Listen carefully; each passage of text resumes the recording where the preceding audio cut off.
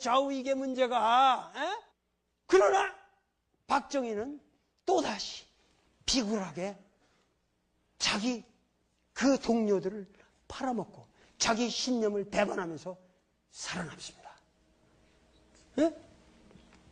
일제시대 때 그 사람이 어딜 댕겼어요? 대구 사범학교를 댕겼어요. 대구 사범학교를 댕겼고 사범학교에서 황국신민으로 우리나라 사람들을 가리키는 그러한 교육을 받았어요. 박정희는 최소한 난 어떤 인간인지는 모르겠어요. 그러나 최소한 여기서 학생들을 가리키다 만주로 가면은 독립군 김산의 장지락처럼 독립군으로 가지 않고 만주 군관학교를 찾아간 놈은 좀 이상한 놈이겠지. 아무래도. 그리고 돌아와서 또 남로당에 들어갔으면 거기서 당당하게 여선수절 반란 사건에 책임지고 되지든가. 그것도 다 불어가지고 군 조직을 다 괴멸시키고 남로당이 완전히 괴멸되는 겁니다. 그 사건으로. 그 사건을 주도한 게 그때 그걸 적용해 백선엽이라는 사람이에요. 백선엽. 그래가지고 그렇게 해가지고 살아남았고 그러고 나서 그 혁명을 또다시 일으켰지 않습니까? 혁명을 일으켰을 때 미국은 전부 박정희를 커뮤니스트로 찍었어요. 이거 문제가 있다. 그래서 북에서 또 김일성 형님을 보고 우리 저 친구 박상희 다 우리 친구 동생이 됐잖아. 그래서 내려보낸 게 누구예요? 황태성 간첩입니다. 그 사람하고 누구예요? 지금 박상희의 딸이 누구예요? 김종필 부인 아니에요. 그럼에도 불구하고 끊임없이 자기 배반을 했고 그러면서 일본의 이러한 일본 군관학교에 이런 거 했던 사람 그냥 말마다 일본말이 튀어나오고 일본 군가가 튀어나오고 한국 신민의 위대한 덕성을 찬양했던 사람 그 사람을 아버지라고 받들고 국보위를 만들기 위해서 광주 인민을 학살하였던 사람 그 사람이 누굽니까? 전두환 찢어 죽여라는 말이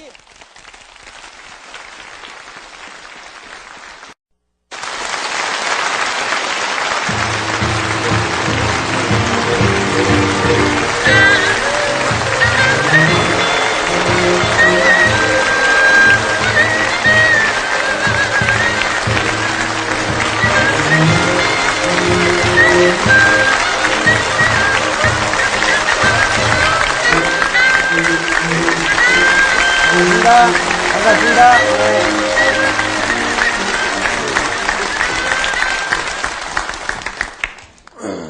또 일주일 만에 그 정다운 얼굴을 이렇게 만나게 되니까 이제 너무 마음이 편합니다. 이제 광주 와서 강의하는 게 이렇게 어렵게 느끼질 않아요.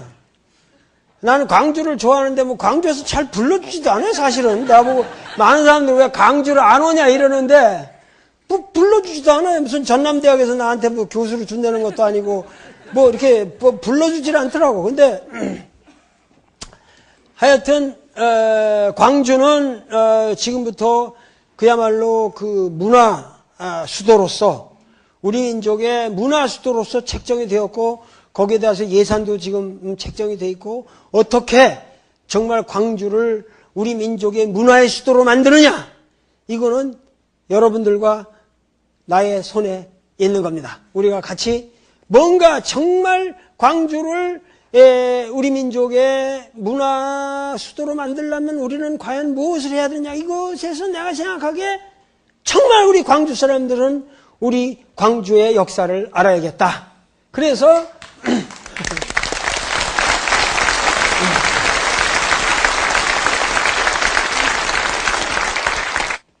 그런데 오늘 주제는 우리 민족의 이 역사, 이 근대사의 그 문제를 좀 파자 이거예요. 그래서 내가 하는 유명한 명제가 뭐냐면 모든 역사는 현대사다 이런 얘기요. 무슨 얘기냐 하면은 조선왕조실록을 적은 놈은 사관이 있어가지고 적잖아요. 그러면 그 사람 시대에 넌 그게 현대사지. 아시겠어요? 예, 그게 현대사예요. 왜냐면 그 사람이 생각한 거 가지고 그 사람이 적는 거예요. 그러니까 모든 역사는 현대사의 연속인데 오늘 우리가 말하는 모든 역사는 사실은 그러니까 역사라는 게 오늘 여기 내가 없이 역사가 있습니까? 없어요. 내가 단군의 역사를 쓴다 그래도 그 단군의 역사는 김용옥이 기술하고 해석하고 의미 부여를 한 단군의 역사지. 그게 단군의 시대의 역사인지 정말 어떻게 합니까? 그게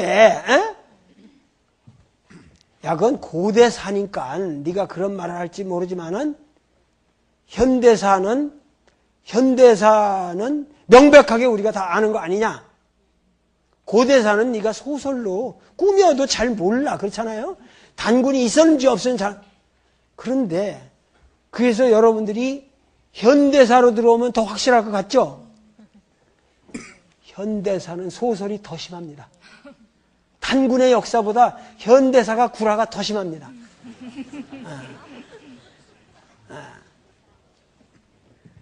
광주 사태가 일어날 때만 해도 어디가 제일 먼저 불탄 줄 아십니까?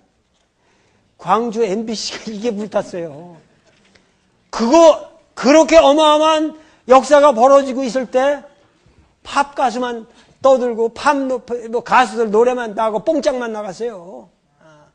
그냥 태워버렸지. 그 광주 MBC에 내가 와서 이런 강의를 한다는 이 역사의 변화를 한번 여러분들 생각해 보세요. 현대사라고 해도 현대사라고 하는 것은 거짓말이 더 심합니다. 응? 자, 하나의 예를 들어볼까요? 아주 그냥 빨리 시작을 해야겠네. 1950년에 6월 며칠?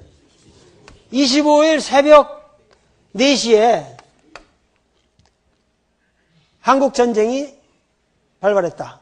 사실입니까? 사실 아닙니까?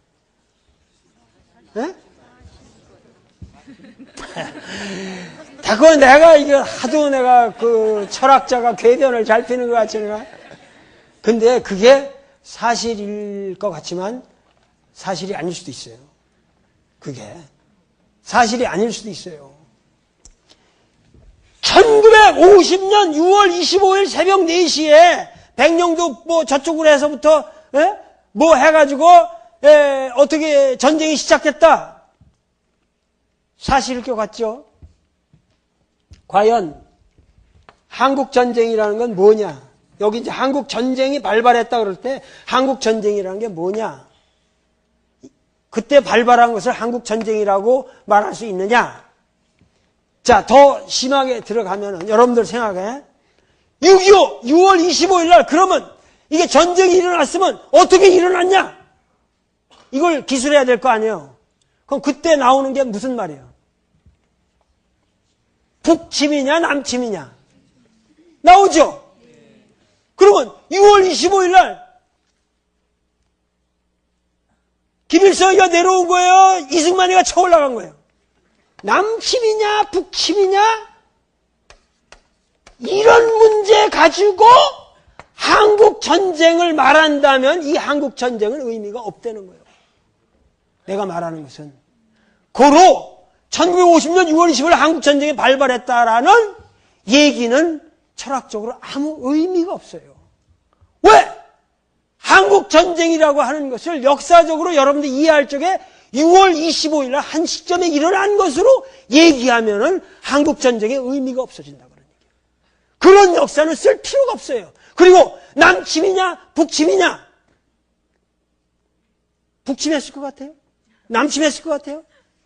궁금한 문제죠. 그러나 이러한 문제에 대해서도 다각적인 공평한 접근이 필요합니다. 왜? 지금 옛날에는 중국이라든가 러시아의 스탈린 문서라든가 모택동 문서가 옛날에는 공개가 되질 않았어요. 근데 최근에 와서 그런 것이 다 공개가 됐습니다. 사볼 수가 있어요, 우리가. 예? 카피를 떠다볼 수가 있거든요. 그래가지고 여러분들이 몰랐던 어마어마한 사실들이 지금 다 밝혀지고 있습니다. 이러한 것들이 우리 민중에게 아직 전달이 되고 있질 않아요. 자, 그러면 1950년 6월 25일 날 한국 전쟁이 일어났냐 안 일어났냐의 문제는 나는 역사를 이렇게 봐서는 아니 된다는 거예요. 나는 한국 전쟁을 얘기한다면은 한국 전쟁은 1945년 8월 15일 날 일어났다고 생각합니다.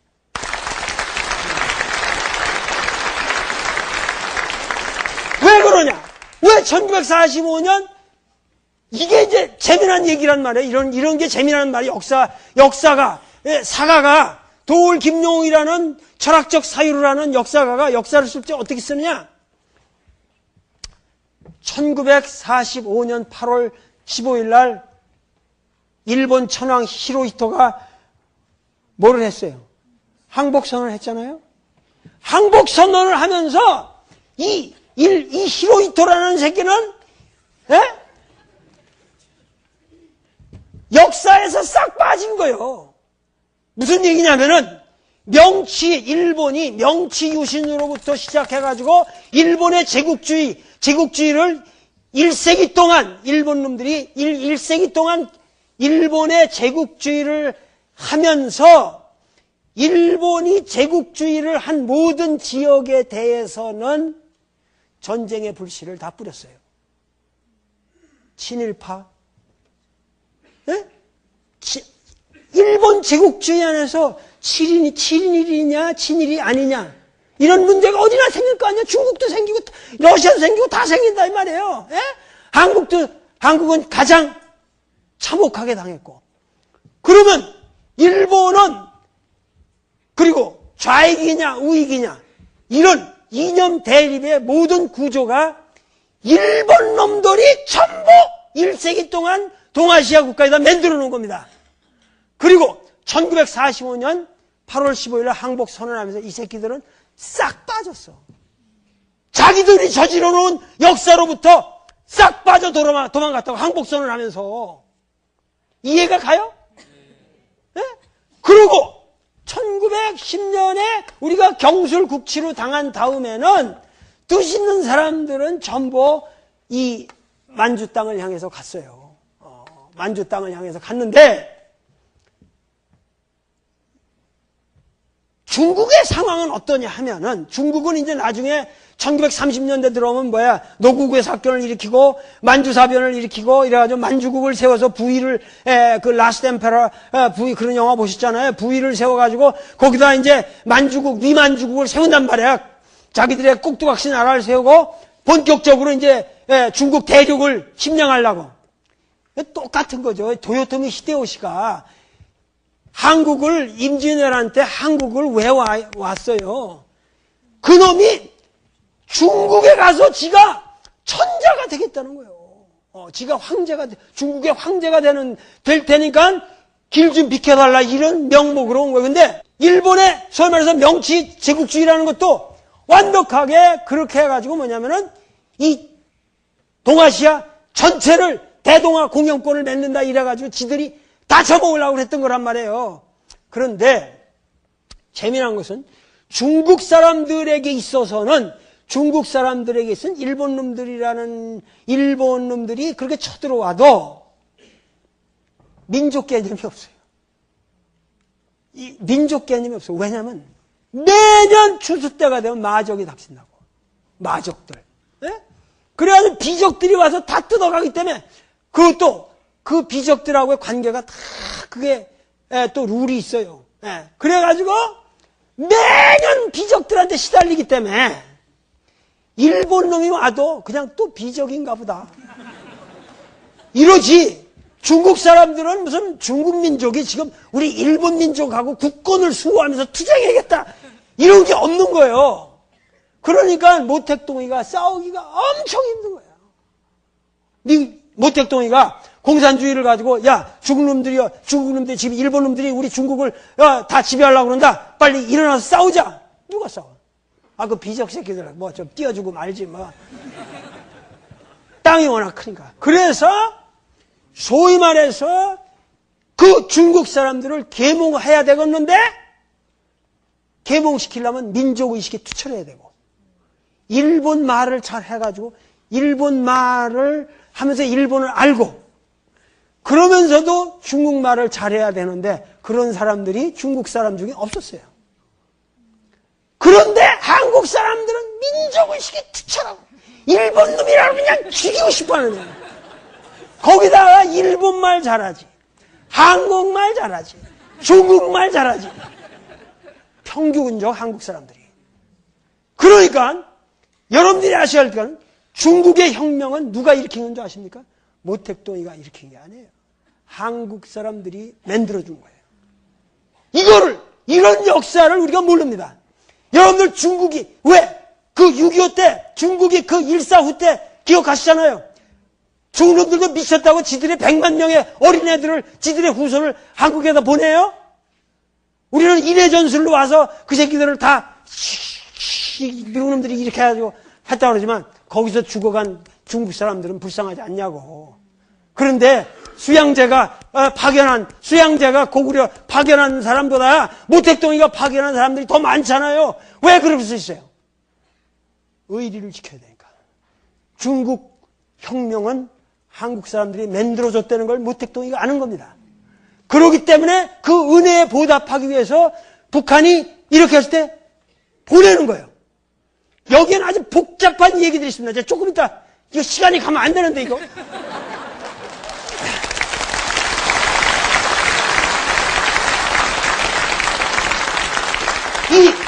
여러분들이 이 숨은 역사, 우리 민족의 이 숨은 역사를 알아야 돼. 러시아 혁명을 레닌이 일으킨 줄 알아요? 그 연해주에서 볼셰비키 혁명을 성공적으로 일으킨 건 전부 한국인들이 해준 거예요.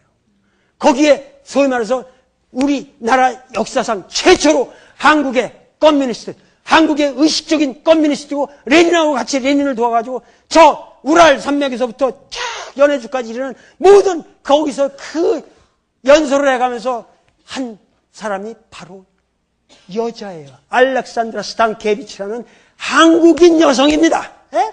우리나라 공산주의 운동자에서 최초의 공산주의자는 알렉산드라 스탄케비치라는 여성입니다. 제 작품의 제5번째 주인공으로 나옵니다.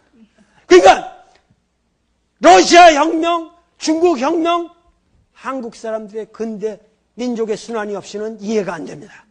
이러한 민족의 순환은 우리 세계사를 바꿔갔어요. 그것이 일본 놈들이 우리나라를 그렇게 점령하고 짓밟은 동안에 우리 민중은 깨어간 겁니다. 일본 놈들은 수탈하고 짓밟고 남을 억압할 때 우리는 인권이 무엇인가를 알았고 민족이 무엇인가를 알았고 국가를 어떻게 지켜야 한다는 것을 투철한 의식을 가지고 싸워나간 겁니다. 아시겠어요?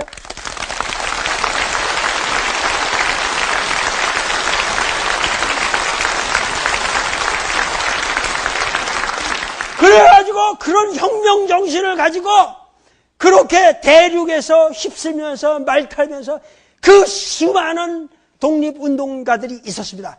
그 독립운동가들이 활약할 수 있었던 것은 100만에 가까운 이 중국 대륙에 있는 한국 인민들이에요.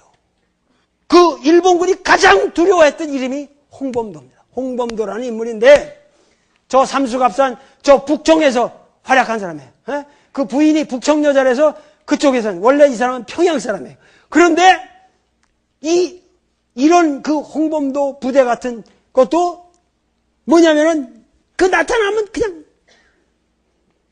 쏘면은 그냥 이 사람들은 행복한 거야. 왜냐면 호랭이 잡은 것처럼 호랭이 잡으면 고기 먹지 가죽 쓰지 뭐 예를 들면 일본군 하나 보면 그냥 잡으면은 그거 옷 뺐지 뭐 군화 저기 하지 거기서 시레이션 박스 나오지 뭐 해가지고 탄환 나오지 권총 나오지 완전히 물자를 일본 놈들 포획해가지고 죽여가지고 사는 거예요. 그러니까 홍범도 부대는 아주 무섭습니다. 그러니까 그 한국 군인들의 가장 문제가 뭐냐면은 이게 없는 거야. 잡아도 일본 한국 사람들을 죽이고 나면은 식량이 없는 거예요. 한국 사람들이 뭔 시리에이션 박스를 어디서 누가 만들어 주겠습니까? 그러면 독립군이 만주벌판에서 예를 들면 100명이 100일을 움직인다. 어떻게 움직입니까? 네? 보급품이 없는데 어떻게 싸웠어요? 그게 뭐냐면 그 만주벌판의 산간지대고 뭐고는 곳곳에 한국 사람들이 개간을 하고 살았기 때문에 거기서부터 보급을 받는 겁니다. 전부. 예. 그렇기 때문에 우리 독립운동이라고 하는 것은 독립군의 역사가 아니라 독립군을 먹여 살린 그 수없는 민중들, 그리고 한 번 싸우고 나면 처참하게 당했습니다. 전쟁을 해서 이겼다. 그 전쟁에서 청산리 대첩에서 이겼다. 이게 중요한 게 아니에요. 청산리 대첩에서 한번 일본 놈들을 사살하고 일본 부대를 괴멸시키고 나면 그 지역 전체의 조선 민중이 죽었습니다. 수천 수만 명을 죽였습니다.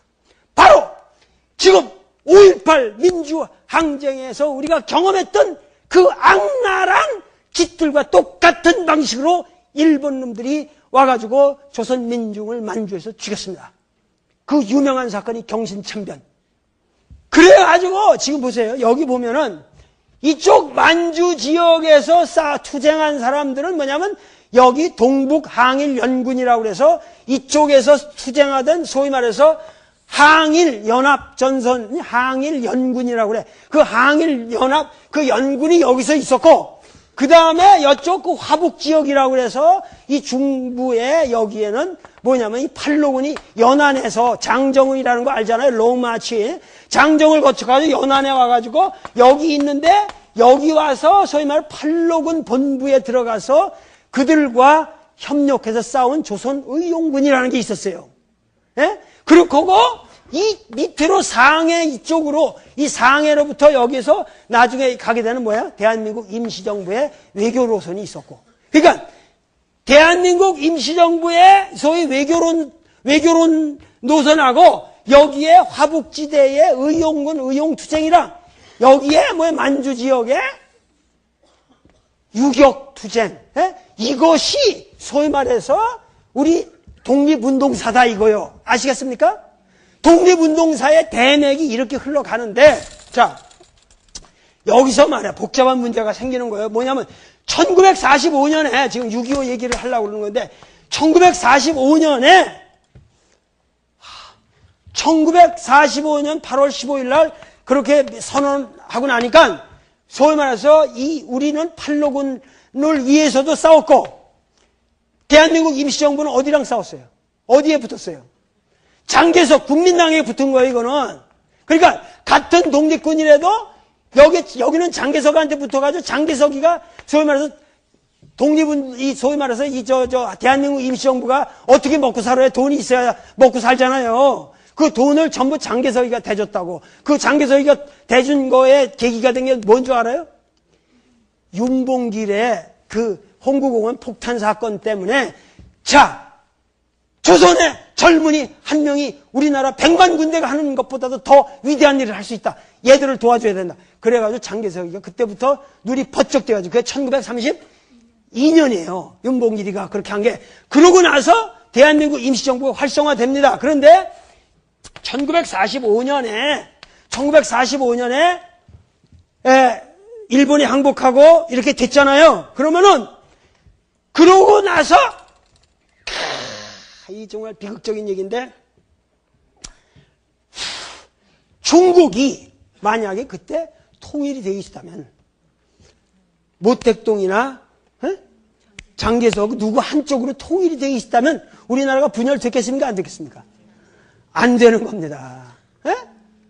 왜냐하면 우리가 1945년 8.15 이후의 상황이라고 하는 것은 바로 중국이 국공 분열해서 내전이 시작된다는 거예요.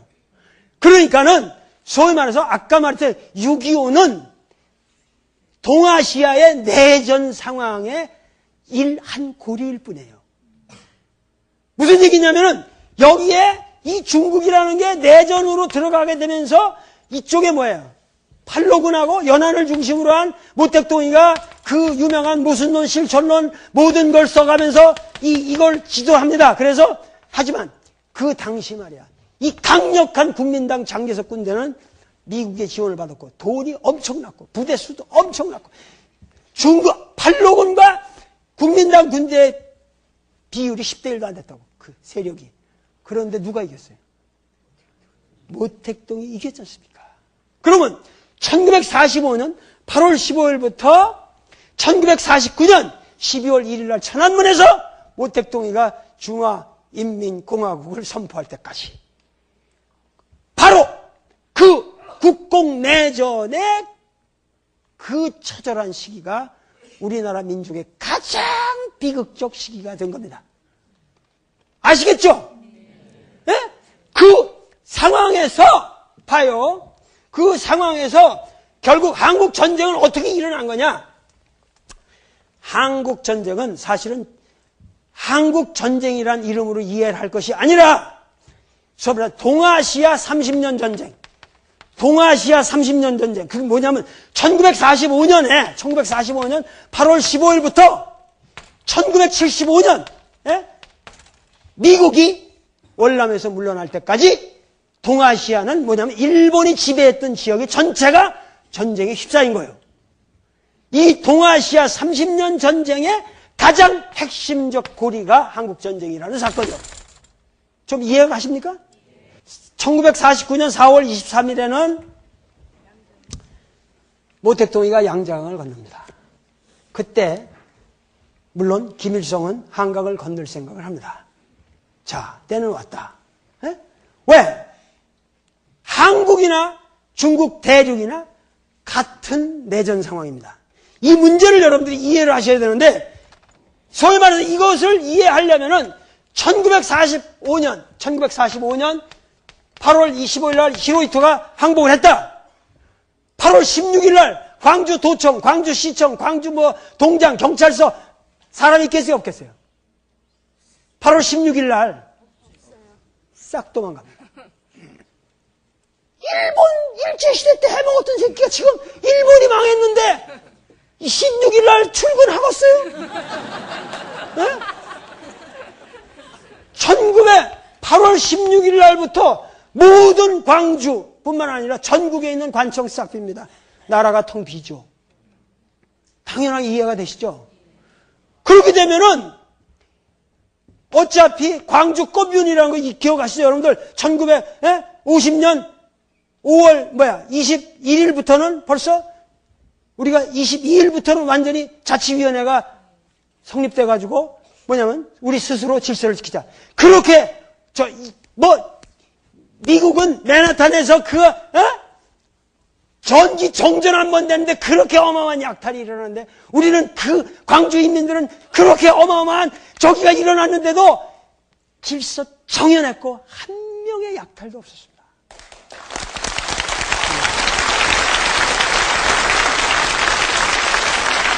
이게 몇천 년을 축적해온 호남인들의 저력이라고. 이게 마찬가지로 1945년 8월 16일부터 우리나라는 자치에 들어간다. 그런 자치, 껌윤에 들어간다고. 우리 스스로가 그거를 갖다가 각 모든 우리 조선 전토가 인민위원회라는 것으로 조직이 됩니다. 인민들이 있어요. 그거는 인민위원회라는데, 그러면 여러분들을 지금 인민이라는 말을 역사에서 지금 공산당 저쪽이랑 가서 해놓는데 그게 잘못이란 말이에요. 그게 아니라 인민위원회라는 그냥 사람들이, 백성들이 스스로 자치를 담당해야 되니까 치안을 담당하고 뭐하니까 인민위원회라는 게 조직이 돼요. 8월 16일부터. 그리고 그거를 통합했던 것이 뭐냐면 일시적으로 얘기지만 그게 여운형의 건준 조직이랑 연결이 되는 거예요. 이해가 되시죠? 그러니까 여운형의 건준 조직이 있고 각 지방에는 여운형의 건준 조직의 산하 조직은 개념은 아닌데 스스로 자치적으로 조직된 인민위원회라는 게 각도에 있게 된단 말이에요. 그러니까 광주도 인민위원회가 8월 30일 날 결성이 돼요. 좀 늦게 됐어요. 광주도. 예? 그러고서 하는데 이 개새끼들이 뭐냐면 미국 놈들이 언제 들어오냐면 9월 8일인가? 미국은 애초에 말이죠.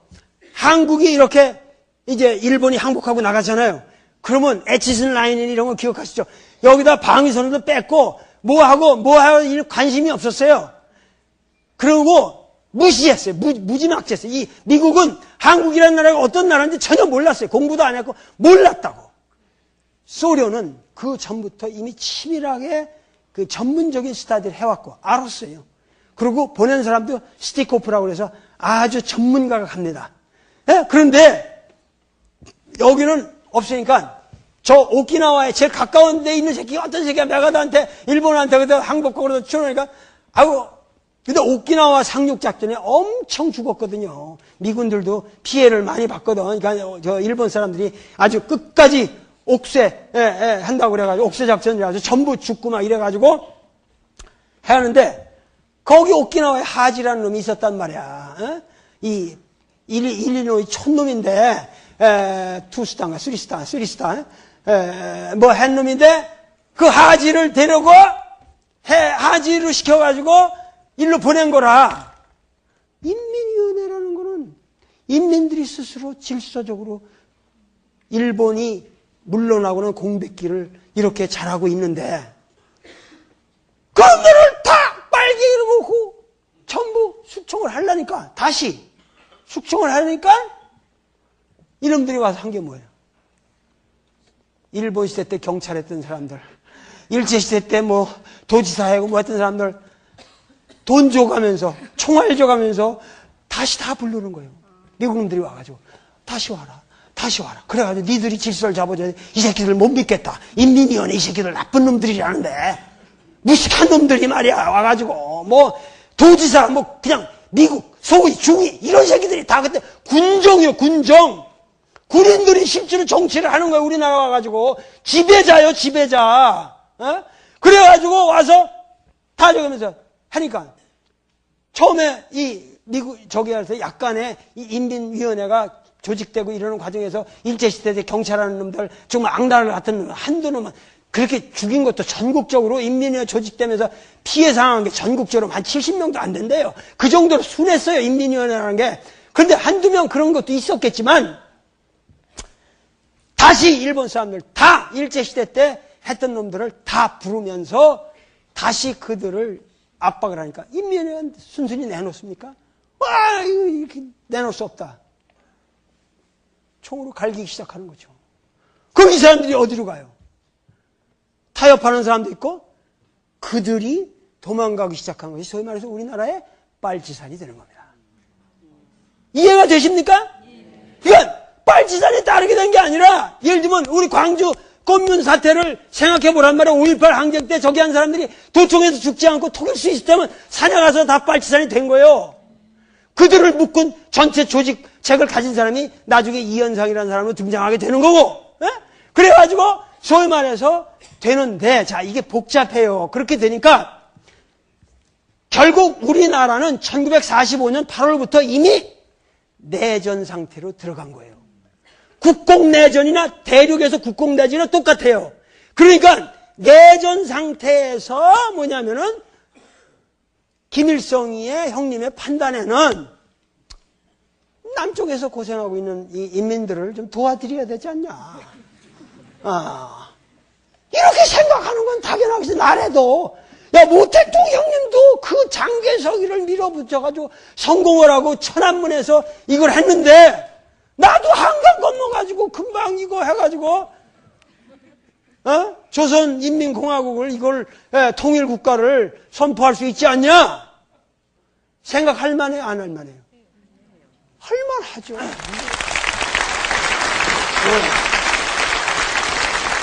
문제는 자 보세요. 문제는 여기에서 대륙에서 모택동과 같이 활약한 중국 소위 말해서 그러니까 조선의용군 부대는 이 팔로군 내에서도 엄청 중요한 부대였어요. 전위부대고 선전부대였어요. 그리고 끝까지 살아남았는데 소위 말해서 해방 이후에도 저희 국공투쟁에서 계속 싸우게 되죠. 그런데 문제는 이쪽 보세요. 여기에 이 조선 땅에서 여기에서 이 김일성이가 김일성이가 이 국공합작 때에 상당한 몇만 명, 소위 1947년 봄부터는 3, 4만 명의 부대를 일로 보내요. 모택동 밑으로. 그래가지고 국공내전에서 훈련을 시킵니다. 훈련을 시켜가지고 1940, 그러니까 1949년에 지금 자료가 나오는데 이런 어마어마한 자료들이 지금은 막 쏟아져 나오는데 옛날엔 이런 저기가 없었는데 6.25 직전에 1950년 4월 10일 날 김일성이하고 박헌영이가 모스크바로 가서 스타린을 만났어요. 그래가지고 스타린 형님, 제가 남쪽에서 고생하고 있는 우리 동포들을 위해서 제가 좀 수고를 해야겠습니다.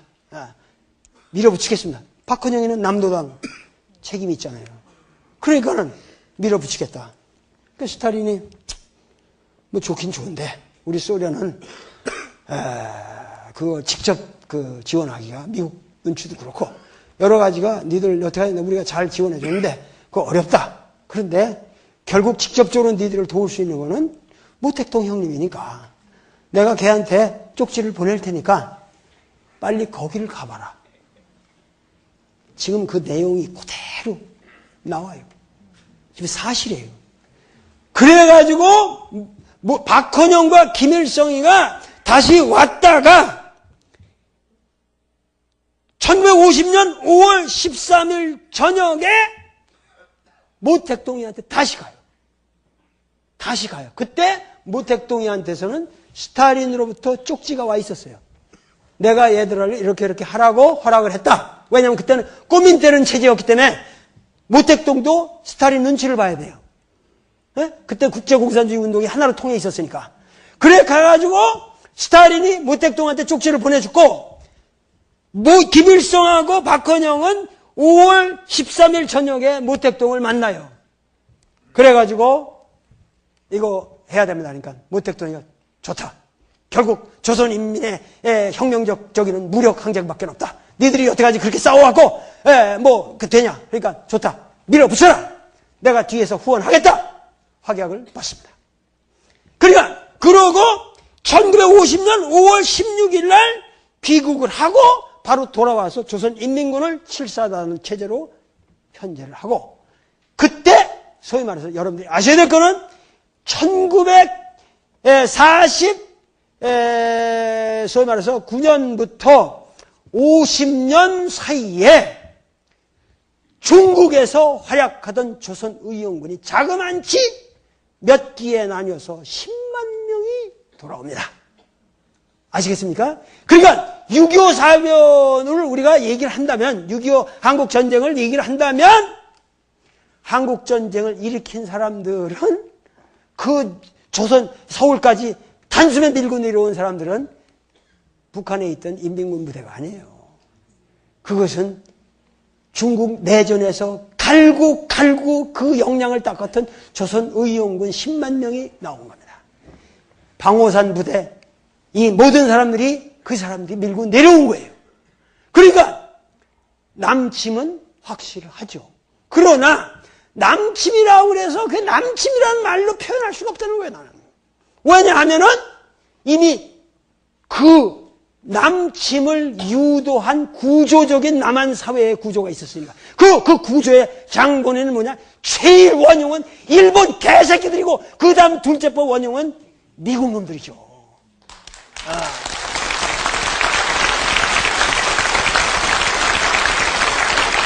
그러니까 한국전쟁은 남침, 북침으로 이루어진 것이 아니라 일본의 제국주의 역사와 미국의 제국주의 역사가 만들어 놓은 이 조선 반도에서 저지른 악랄한 죄악이란 말이에요.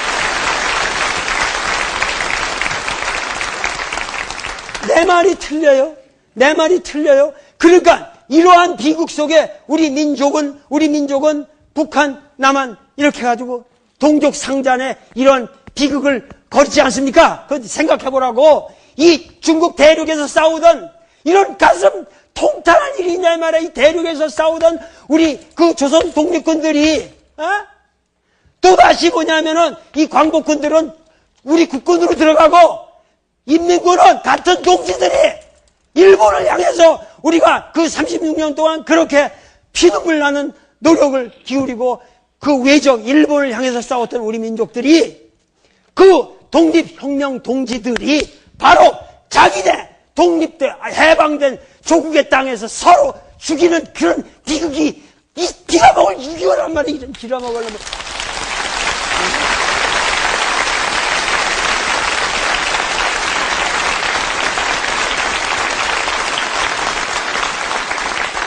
이 처참한 역사를 우리가 정확하게 알아야 할 거 아닙니까? 이 처참한 역사를. 지금 광주 민중항쟁이 왜 일어났는가? 바로 이 처참한 역사가 반복되어서 일어나는 그 사건이 계속 일어나는 거란 말이에요. 무슨 얘기냐면은 우리의 찬란한 독립운동사의 결말이 이렇게 참혹한 동족 상잔의 비극으로 끝나고 말았고, 그렇기 때문에 우리는 조선의 민족들은 6.25 이전의 역사를 생각하기 싫어하는 겁니다. 조선 독립운동에서 누가 어떤 공을 세웠든지 간에 그들의 역사의 도덕성이 우리에게 전달이 안 되는 거예요. 왜? 다 잘못한 거예요. 이승만도 정말 천하의 죽일 놈이고, 김일성도 오판을 해도 한참 오판했고, 도대체 여순산 승전 사건이 뭐냐? 소위 말해서 이쪽 아까 말한 인민위원회가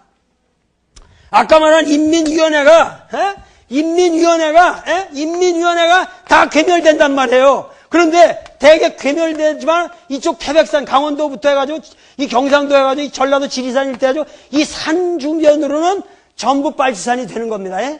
빨치산이 되는 거예요. 근데 가장 안전한 데가 뭐였어요? 제주도가 인민위원회가 끝까지 버텼어요.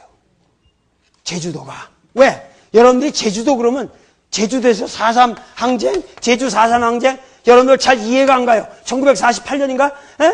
잘 이해가 안 가요. 제주도가 소위 말해서 이 사람들이 대거 일제시대 때 다 일본을 갔던 사람들이고, 해방이 되니까 다 돌아왔죠. 가장 깨인 지식인들이 많았습니다. 일본에서 공부했고, 일본에서 노동하고, 일본에서 탄광하면서 거기서 노동운동했고, 그렇기 때문에 제주도가 그 당시 우리나라에서 가장 깨인 나라였어요. 깨인 동네였어요. 그리고 지리적으로 미군정의 직접적인 지배를 안 받았어요. 그러니까 여기서는 뭐냐면 지방위원회가 끝까지 버텼다고. 그러니까는 뭐냐면 서북 청년단을 보내가지고 여기서 북한에서 내려온 이 개 같은 이 서북 청년단 새끼를 다 보내가지고 죽이고 저기를 하니까 반발하는 거예요. 제주가 폭동이 일어났다, 밀란이 일어났다, 그러고 거기다가 이 14년 되고 가라 그러니까 동족 상잔이냐 반역이냐 뭘 선택했어요? 동족 상잔보다는 반역이 낫다. 그러고 반란을 일으키는 거죠. 그리고 그 반란은 단순한 제주 그 밀란에 대한 그 진압 과정에서 생긴 게 아니에요. 원래 뭐냐면 군대를 워낙 경찰과 이 마찰이 심했다 이 말이에요.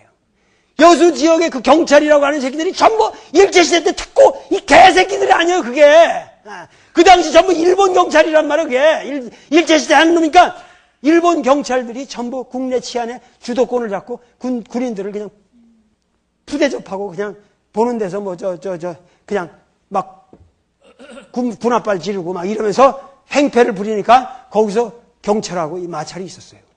그런 등등의 문제로 인해서 뒤집어지는 거예요. 그러면서 그 어마어마한 그 좌익 세력이 군대 내에 있다는 사실을 알게 되죠. 그걸 본 사람이 누군지 아십니까? 바로 박정희입니다.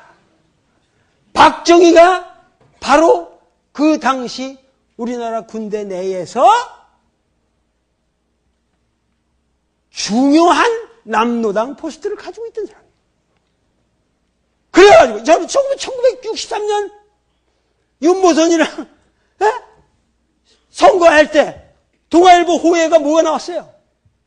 바로 전날 동아일보 호해에 뭐가 나왔냐고, 박정희가 무기징역 여수순천 반란 사건 그거랑 관련해서 무기징역 받는 그것이 호해로 나갔잖아요. 그래서 그 다음날 박정희가 떨어질 줄 알았는데 됐어요. 그것이 오히려 더 그 사람을 당선시켰다는 거예요. 우리나라 역사가 간단하진 않아요. 나 이런 거를 텔레비에서 이런 것까지 얘기해야 할지 안 할지는 모르지만 복잡한 역사라고 이 좌우익의 문제가. 그러나 박정희는 또다시 비굴하게 자기 그 동료들을 팔아먹고 자기 신념을 배반하면서 살아남습니다. 일제시대 때 그 사람이 어딜 댕겼어요? 대구 사범학교를 댕겼어요. 대구 사범학교를 댕겼고 사범학교에서 황국신민으로 우리나라 사람들을 가리키는 그러한 교육을 받았어요.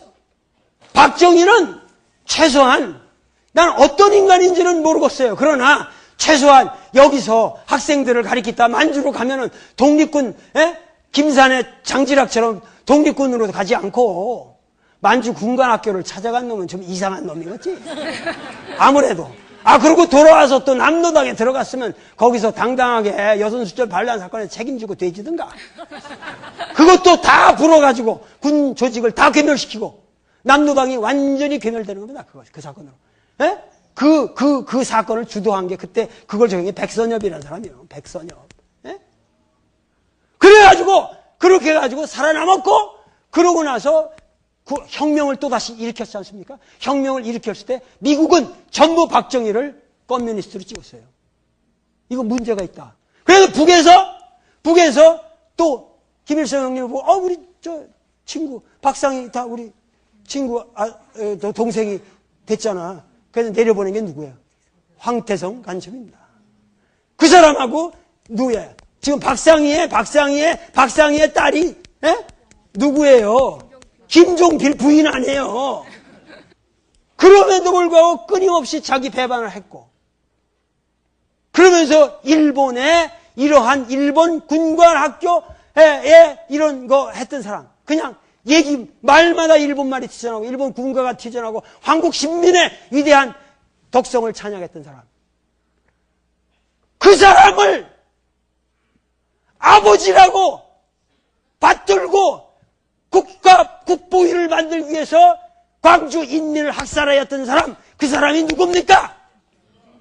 전두환 찢어주게라는 말이.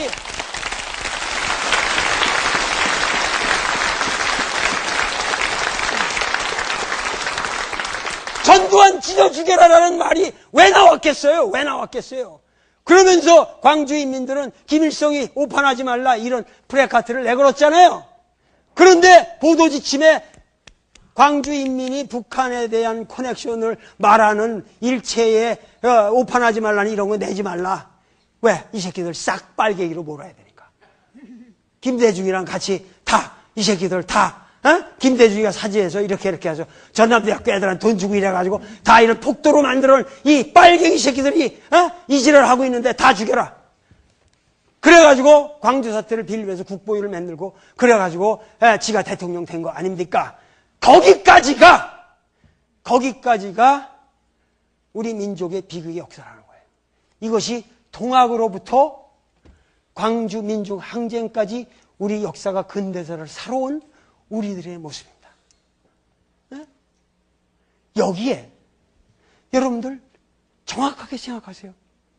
누가 잘했고 누가 잘못했습니까? 나는 말하기가 싫어요. 내가 여러분들을 가르칠 수 있는 입장이 있지도 않고 내가 무엇인가 여기서 정의를 말할 수 있는 입장이 있지도 않습니다. 우리 모두가 역사에 대해서 죄인이고 우리 과거에 대해서 우리는 너무 뼈아픈 이러한 역사를 살아왔습니다. 그런데 내가 생각하기에 감진고래다 이런 고진갑. 어? 내가 생각하기에 우리 민족은 너무도 뼈저리게 잘못된 역사를 살아왔고, 너무도 수탈당하는 역사를 살아왔고, 너무도 극한에까지 우리는 수탈을 당하고 짓밟혀 왔기 때문에 이제 더 이상 당할 건 없다는 거예요. 여기서 우리가 과연 무엇을 할 것인가? 이제 21세기 우리 민중에게는 나는 희망만이 남았다고 생각합니다.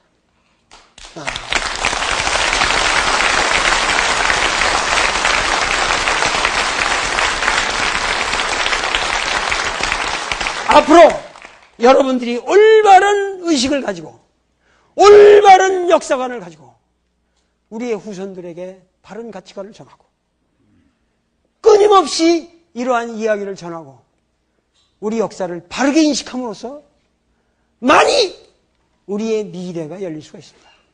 그런데 우리는 여태까지 이렇게 역사를 전체적으로 포괄적으로 보지를 못했어요. 이제부터는 우리가 이렇게 새로운 역사적 비전을 가지고 우리의 미래를 만들어 가야 한다고 믿고 있고, 여러분들은 분명히 그러한 역사를 만들어 가는데 이 빛고울 광주의 사람들은 우리 민족의 빛이 되리라고 믿습니다. 감사합니다.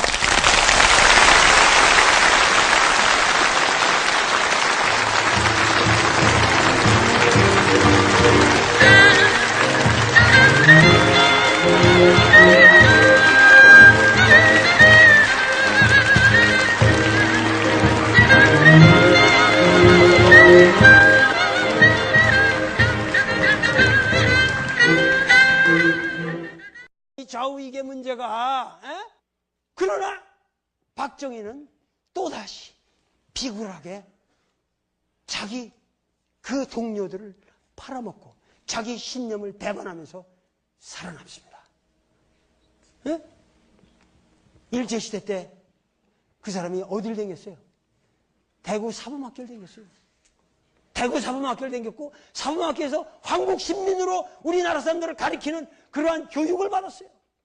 박정희는 최소한 난 어떤 인간인지는 모르겠어요. 그러나 최소한 여기서 학생들을 가리키다 만주로 가면은 독립군 김산의 장지락처럼 독립군으로 가지 않고 만주 군관학교를 찾아간 놈은 좀 이상한 놈이겠지.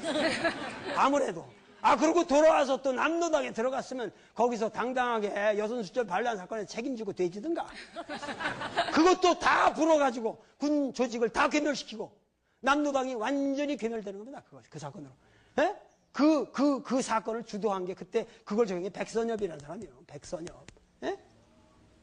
그래가지고 그렇게 해가지고 살아남았고, 그러고 나서 그 혁명을 또다시 일으켰지 않습니까? 혁명을 일으켰을 때 미국은 전부 박정희를 커뮤니스트로 찍었어요. 이거 문제가 있다. 그래서 북에서 또 김일성 형님을 보고 우리 저 친구 박상희 다 우리 친구 동생이 됐잖아. 그래서 내려보낸 게 누구예요? 황태성 간첩입니다. 그 사람하고 누구예요? 지금 박상희의 딸이 누구예요? 김종필 부인 아니에요. 그럼에도 불구하고 끊임없이 자기 배반을 했고, 그러면서 일본의 이러한 일본 군관학교에 이런 거 했던 사람, 그냥 말마다 일본말이 튀어나오고 일본 군가가 튀어나오고 한국 신민의 위대한 덕성을 찬양했던 사람, 그 사람을 아버지라고 받들고 국보위를 만들기 위해서 광주 인민을 학살하였던 사람, 그 사람이 누굽니까? 전두환 찢어주겠다는 말이.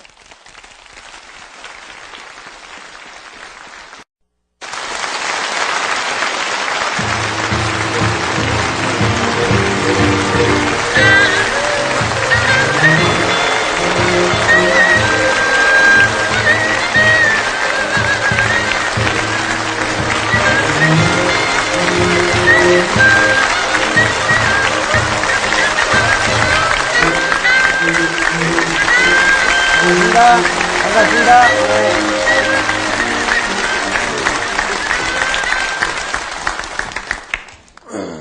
또 일주일 만에 그 정다운 얼굴을 이렇게 만나게 되니까 이제 동안 동아시아 국가에다 만들어 놓은 겁니다. 그리고 1945년 8월 15일 항복 선언하면서 이 새끼들은 싹 빠졌어. 자기들이 저질러 놓은 역사로부터 싹 빠져 도망갔다고 항복 선언하면서. 이해가 가요? 네? 그리고 1910년에 우리가 경술국치로 당한 다음에는 뜻 있는 사람들은 전부 이 만주 땅을 향해서 갔어요. 만주 땅을 향해서 갔는데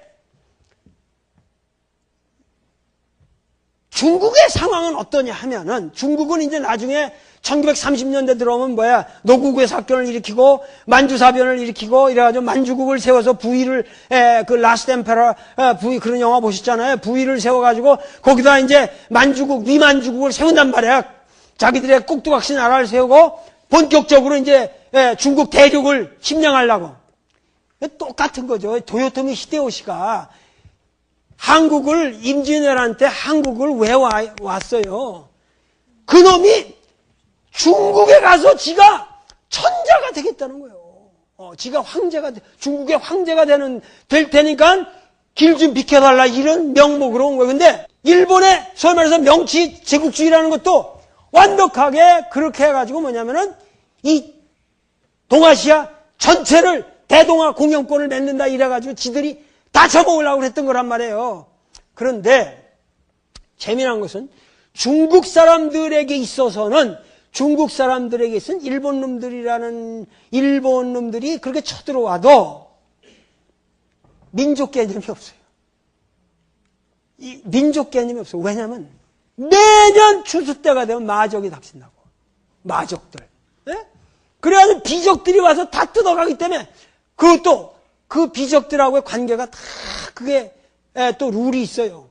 그래가지고 매년 비적들한테 시달리기 때문에 일본 놈이 와도 그냥 또 비적인가 보다. 이러지.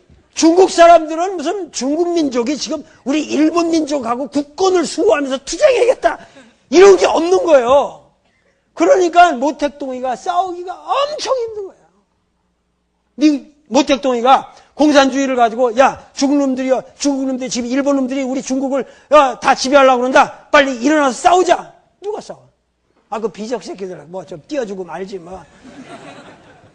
땅이 워낙 크니까. 그래서 소위 말해서 그 중국 사람들을 계몽해야 되겠는데 계몽시키려면 민족의식이 투철해야 되고 일본 말을 잘 해가지고 일본 말을 하면서 일본을 알고 그러면서도 중국말을 잘해야 되는데 그런 사람들이 중국 사람 중에 없었어요. 마음이 편합니다. 이제 광주 와서 강의하는 게 이렇게 어렵게 느끼질 않아요. 나는 광주를 좋아하는데 광주에서 잘 불러주지도 않아요, 사실은. 나보고 많은 사람들 왜 광주를 안 오냐 이러는데 불러주지도 않아요. 무슨 전남대학에서 나한테 교수를 준다는 것도 아니고 이렇게 불러주질 않더라고. 근데 하여튼 광주는 지금부터 그야말로 그 문화 수도로서 우리 민족의 문화 수도로서 책정이 되었고 거기에 대해서 예산도 지금 책정이 되어 있고 어떻게 정말 광주를 우리 민족의 문화의 수도로 만드느냐 이거는 여러분들과 나의 손에 있는 겁니다. 우리가 같이 뭔가 정말 광주를 우리 민족의 문화 수도로 만들려면 우리는 과연 무엇을 해야 되냐 이것에서 내가 생각하기에 정말 우리 광주 사람들은 우리 광주의 역사를 알아야겠다. 그래서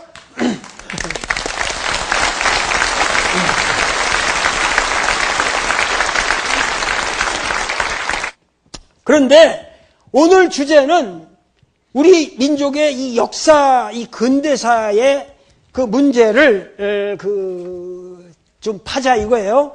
그래서 내가 하는 유명한 명제가 뭐냐면 모든 역사는 현대사다 이런 얘기요. 무슨 얘기냐 하면은 조선왕조실록을 적은 놈은 사관이 있어가지고 적잖아요. 그러면 그 사람 시대에 넌 그게 현대사지. 아시겠어요? 예, 그게 현대사예요. 왜냐면 그 사람이 생각한 거 가지고 그 사람이 적는 거예요. 그러니까 모든 역사는 현대사의 연속인데 오늘 우리가 말하는 모든 역사는 사실은 오늘의, 그러니까 역사라는 게 오늘 여기 내가 없이 역사가 있습니까? 없어요. 내가 단군의 역사를 쓴다 그래도 그 단군의 역사는 도올 김용옥이 쓴 도올 김용옥이 기술하고 해석하고 의미 부여를 한 단군의 역사지. 그게 단군의 시대의 역사인지 정말 어떻게 합니까? 그게 그건 고대사니까 네가 그런 말을 할지 모르지만은 현대사는 명백하게 우리가 다 아는 거 아니냐? 고대사는 네가 소설로 꾸며도 잘 몰라. 그렇잖아요? 단군이 있었는지 없었는지 그런데 그래서 여러분들이 현대사로 들어오면 더 확실할 것 같죠? 현대사는 소설이 더 심합니다. 단군의 역사보다 현대사가 구라가 더 심합니다.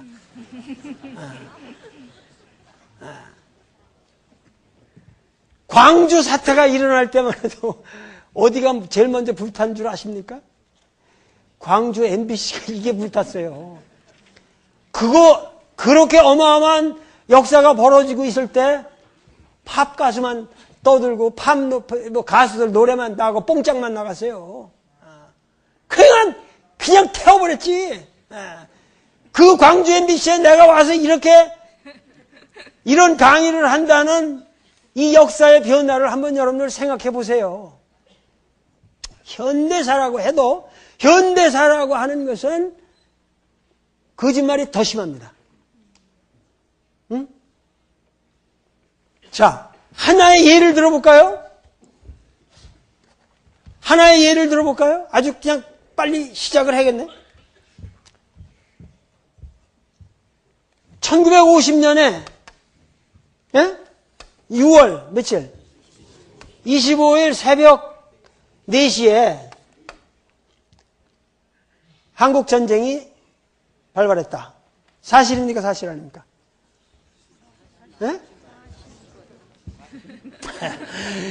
그건 내가 하도 내가 그 철학자가 궤변을 잘 피는 것 같지 내가.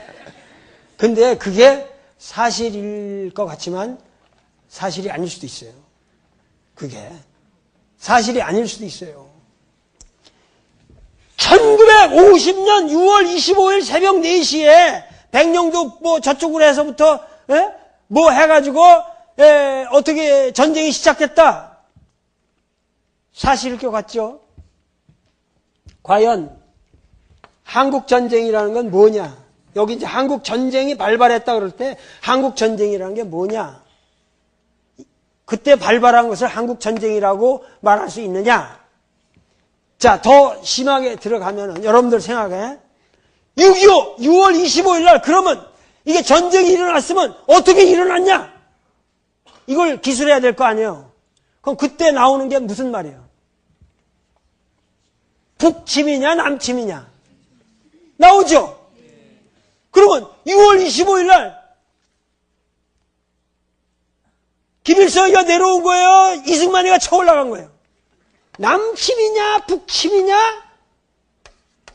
이런 문제 가지고 한국전쟁을 말한다면 이 한국전쟁은 의미가 없다는 거예요. 내가 말하는 것은 고로 1950년 6월 20일 한국전쟁이 발발했다라는 얘기는 철학적으로 아무 의미가 없어요. 왜? 한국전쟁이라고 하는 것을 역사적으로 여러분들 이해할 적에 6월 25일 날 한 시점에 일어난 것으로 얘기하면은 한국전쟁의 의미가 없어진다 그런 얘기예요. 그런 역사는 쓸 필요가 없어요. 그리고 남침이냐 북침이냐 북침했을 것 같아요? 남침했을 것 같아요? 궁금한 문제죠. 그러나 이러한 문제에 대해서도 다각적인 공평한 접근이 필요합니다. 왜? 지금 옛날에는 중국이라든가 러시아의 스탈린 문서라든가 모택동 문서가 옛날에는 공개가 되질 않았어요. 근데 최근에 와서 그런 것이 다 공개가 됐습니다. 사볼 수가 있어요, 우리가. 예? 가피를 떠다볼 수가 있거든요. 그래가지고 여러분들이 몰랐던 어마어마한 사실들이 지금 다 밝혀지고 있습니다. 이러한 것들이 우리 민중에게 아직 전달이 되고 있질 않아요. 자, 그러면 1950년 6월 25일 날 한국 전쟁이 일어났냐 안 일어났냐의 문제는 나는 역사를 이렇게 봐서는 아니 된다는 거예요. 나는 한국 전쟁을 얘기한다면은 한국 전쟁은 1945년 8월 15일 날 일어났다고 생각합니다.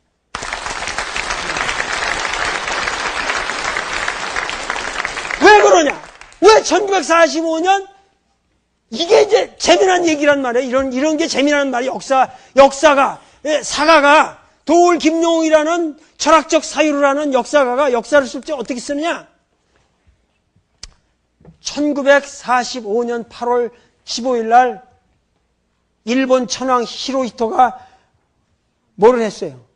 항복선언을 했잖아요? 항복선언을 하면서 이 히로히토라는 새끼는 역사에서 싹 빠진 거예요. 무슨 얘기냐면은 일본이 명치 유신으로부터 시작해가지고 일본의 제국주의를 1세기 동안 일본 놈들이 1세기 동안 일본의 제국주의를 하면서 일본이 제국주의를 한 모든 지역에 대해서는 전쟁의 불씨를 다 뿌렸어요. 친일파, 일본 제국주의 안에서 친일이냐 친일이 아니냐 이런 문제가 어디나 생길 거 아니야. 중국도 생기고 러시아도 생기고 다 생긴다 이 말이에요. 한국은 가장 참혹하게 당했고, 그러면 일본은 그리고 좌익이냐 우익이냐 이런 이념 대립의 모든 구조가 일본 놈들이 전부 1세기 동안